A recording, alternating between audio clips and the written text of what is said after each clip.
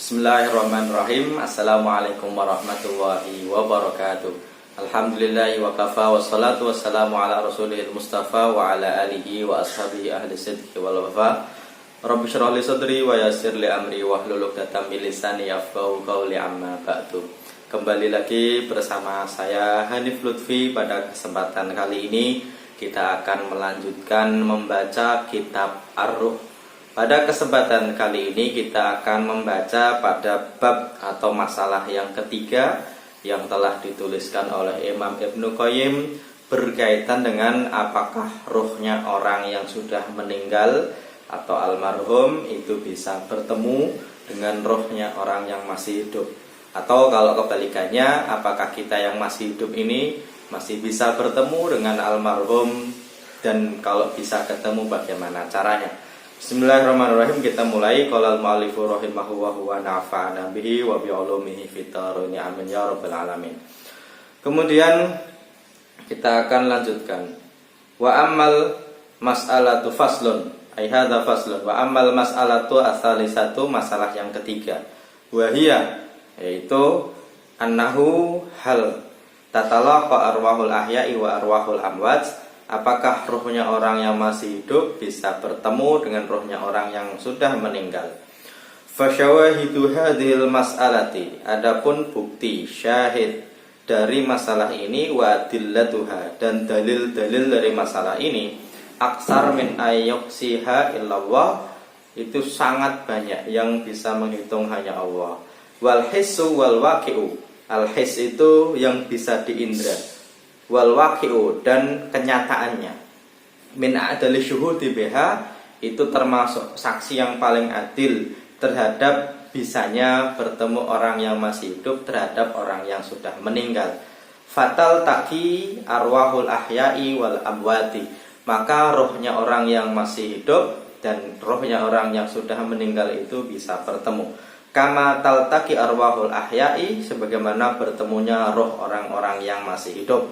Waqad qala ta'ala, dan Allah berfirman di dalam Al-Quran disebutkan Allahu yatawaffal anfusa, Allah lah zat yang tawaffa itu mematikan atau menjadikan meninggal. Yatawaffa itu dari wafat, yang mewafatkan jiwa-jiwa hina mautiha, ketika jiwa itu meninggal. Wallati lam tamut fi manamiha, dan jiwa-jiwa yang belum meninggal ketika tidur. Fayumsikul lati qada 'alaihal mauta, kemudian Allah menahan ruh yang yang sudah meninggal. Wa yursilu, dan melepaskan al-ukhra, yang lainnya, ila ajalin musamma, kepada waktu tertentu. Inna fi dzalika laayatil liqaumin yatafakkarun, hal itu menjadi ayat bagi bukti atau bukti sebagai orang-orang yang berpikir. Qala Abu Abdullah Ibn Mandah hadatsana Ahmad bin Muhammad bin Ibrahim hadatsana Abdullah bin Al-Hasan Al-Harrani hadatsana Jati Ahmad bin Abi Syu'aib hadatsana Musa bin Ayun an Mutarrif an Ja'far bin Abdul Murrah an Sa'id bin Jubair an Ibnu Abbas fi hadhil ayati, dari Ibnu Abbas dalam menafsir ayat ini. Qala, beliau berkata, balaghani, telah sampai kepada saya, Ibnu Abbas, anna arwahal ahya'i wal amwati, sesungguhnya rohnya orang yang sudah meninggal dan yang masih hidup, taltaki fil manami, bisa bertemu ketika dalam keadaan tidur atau tidurnya orang yang masih hidup. Maka orang yang masih hidup ketika tidur sangat mungkin bertemu dengan orang yang sudah meninggal dalam keadaan tidur. Fayatasa'aluna bainahum, kemudian mereka saling bertanya. Fayumsikuwahu arwahal mauta, kemudian Allah menahan rohnya orang-orang yang sudah meninggal. Wa yursilu arwaha al-ahya ila ajsadiha, dan Allah melepaskan rohnya orang yang masih hidup kepada jasadnya untuk kembali hidup lagi atau kembali bangun lagi. Wa qala Ibnu Abi Hatim fi tafsirihi, Ibnu Abi Hatim berkata dalam tafsirnya, hadatsana Abdullah bin Sulaiman hadatsana Husain hadatsana Amr hadatsana Asbat an-Suddi fi qaulihi wallati lam tamut fi manami qala. As-Suddi, salah seorang ahli tafsir, ketika menafsiri ayat wallati lam tamut fi manamiha, beliau berkata, yatawaffaha fi manamiha, ketika orang itu tidur dia itu wafat sebenarnya. Fatal taki ruhul hayy, maka rohnya orang yang masih hidup itu bertemu wa ruhul mayyiti, dan rohnya orang yang sudah meninggal fayatazakaroni, kemudian saling ingat, saling tahu, wa ta'arafani, dan juga saling tahu. Qala fatarji'u ruhul hayy ila jasadihi, kemudian rohnya orang yang masih hidup itu kembali kepada jasadnya. Fid dunya ila baqiyati ajaliha, sampai nanti terakhir ajalnya. Wa turidu ruhal mayyiti antarja ila jasadi fatuhbasu. Tapi orang yang masih sudah meninggal itu pengen juga kembali kepada jasadnya, tapi ditahan oleh Allah. Wa hadza ahadul qaulaini fil ayah, ini adalah salah satu tafsir dari ayat yang tadi. Wa huwa anal mumsikata man tufiyat wa fatal mauti awalan, yang disebut roh yang ditahan itu yang sudah meninggal.